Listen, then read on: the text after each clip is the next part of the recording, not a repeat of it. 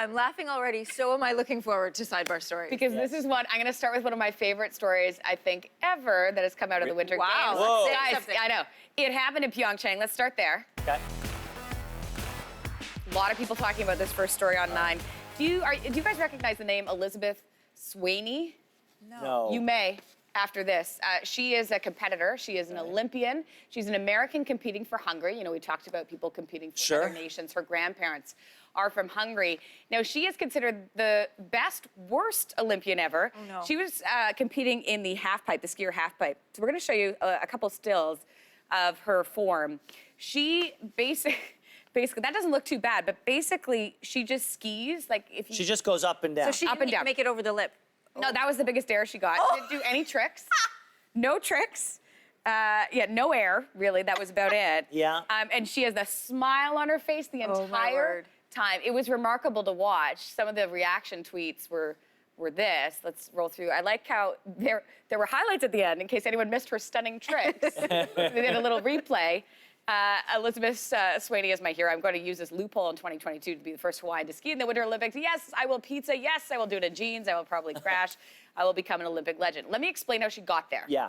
Because I think a lot of people are wondering that. She is So normalized. Yeah, she's so unremarkable. Yeah. It's not funny bad. Makes it 1,000% funnier, which is the truth. So in order for her to get to the Olympics, she competed in possibly every international competition she could with the same form. She only started skiing in her 20s. She's 33. And she wanted to compete at the Olympics. And how it works is there's a quota system allowing athletes from many countries to make it to the games. So if you show up at these international competitions, you can accumulate enough points. Just by virtue of showing up. And depending on what country you Yeah. are, if they don't have an athlete Yeah. getting ready to compete. It's a really interesting conversation. They had this conversation in 1988 with Eddie the Eagle Edwards. Yeah. People are comparing. Yeah, and the Brits were asking themselves, do we send someone just because, or do we send the very best? And if we don't have the best to compete, do we just not send somebody? And what does it mean to be an Olympian? What does it mean to compete? So those were really interesting questions that I guess people are still asking today. And one of the things, I mean, she did come in last spot. Shocker. But here's the thing. Because she doesn't do any tricks, she doesn't fall.